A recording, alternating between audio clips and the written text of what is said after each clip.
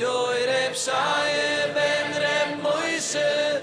Oy oy oy oy oy oy oy. My name is Moshe Friedlander. We're here to talk about Reb Shayele. I'll give you a little bit of my background, how I got to Reb Shayele and what Reb Shayele meant to us, how this happened that in the last few years that Reb Shayele picked up all over the world like this. My father's name was Reb Friedlander. His father's name was Moshe Friedlander. He was a son-in-law of Reb Heilinger, who lived in Kiristir. So my grandfather, before he got married, he used to go to Alat Reb Shayele and basically became one of the people in his house over there, helping out like other hundreds of thousands or thousands of people. Listening to the stories of Reb Shayele from when I was a little child, a World War II survivor, met another World War II survivor.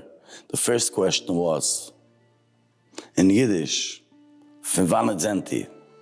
Where are you from?" I was going with my father to Kiristir for the Yutzat of Reb Shayele. In the beginning, there was mamash nothing over there. There was people coming to the Yutzat every time. And again, it was a place where I've listened and heard stories from Reb Shayele. Later days, there was more people with the Yutzat, but still not to any extent to what we see today. But stories we always heard. People, what they were close and they came to the Tzion, they came to the cemetery, to the graveyard of Reb Shayele, we always have and had stories from Reb Shayele. Approximately 11 years ago, I've had my own story, and a very interesting story. It was my grandfather's Yutzat that week. On Shabbos, that Shabbos before that, I had an interesting dream. In that dream, I saw Reb Shayele with his hat, and I asked him, "Rebbe, I need a blessing. I need to have atzlucha. I've been in business, I've made some money, but I was in the real estate business. I never saw the money." I said, "I need money. I need to pay bills." And Reb Shayele said, "I want you to be my gabbai." I said, "It's impossible." It wasn't a dream, but I said, "It's impossible. You're not alive." So Reb Shayele started walking. I walked after him, and I told him, "Rebbe, I need a blessing.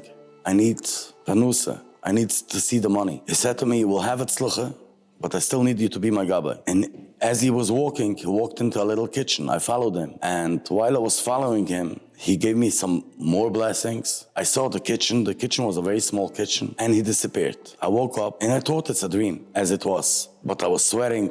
I didn't know at that time what this dream is going to do. At night, I did go to Fashay.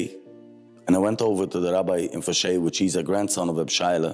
I told him the story. And he became very serious. But we still didn't know what that meant and what it's going to be in the future. A day after that dream, it was Sunday, someone came over to me and he asked me if I have someone who is in Kiristir. He needs to send a kvittel. A kvittel is basically what you write down your names and you send it up to the graveyard. I said, "I don't know. Let me check." There was a little group of people where they used to go to the Yutzat. There was a little group on WhatsApp. I put it up there. It was the middle of the year, middle of the winter. But there was not a lot of people going and traveling to Kiristir at that time. I put it up, and someone answered me, "Yes, I am in Kiristir." So I asked him if he could take that kvittel up. He said yes, and I sent that kvittel. That person gave me a few dollars. I took that money and I put it in my pocket. That afternoon, someone came over to me again. "Do you have someone in Kiristir by any chance?" I said yes. He gave me a kvittel again, and I sent it up to the Tzion. And it sounded like someone sent them to me. Here I had a dream that Shayele wants me to be his assistant. He wants me to be his gabbai. And all of a sudden, I'm starting to get people coming to me without any publicity, without anything telling to people. And the same thing started happening day after day. And people came to me more and more. It was very interesting. And that continued for a few months. And I had money in my pocket, which I got from people what they gave and sent kvittel up. Someone approached me in shul, asking me that his gas is getting turned off, and that person was a grandson of Reb Shayele. I asked him, "How much money do you need?" He gave me a number. I put my hand in my pocket. I take out this money. And that money was exactly the money he needed for his gas bills. So I gave it to him. For sure and for certain that the blessing from Reb Shayele helped.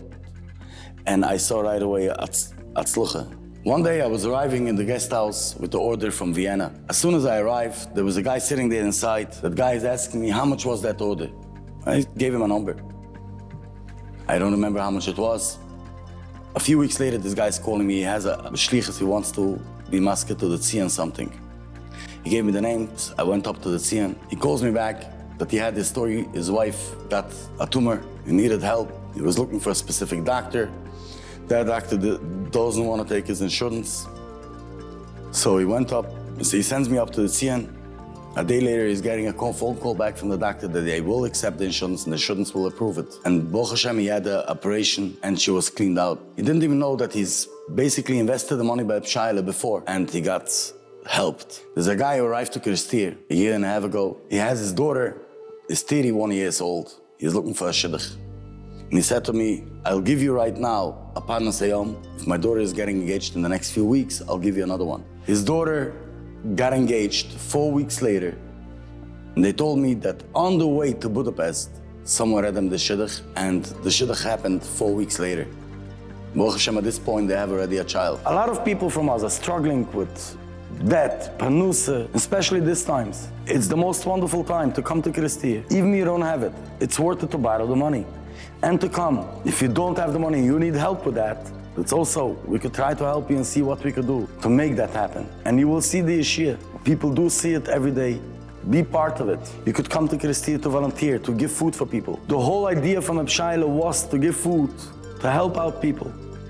So when you come to Kirstir for a few days and you help people, people are coming from a long way. They eat a hot plate of soup, a normal meal, meat, chicken, fish, and you serve them. You feel like $1 billion.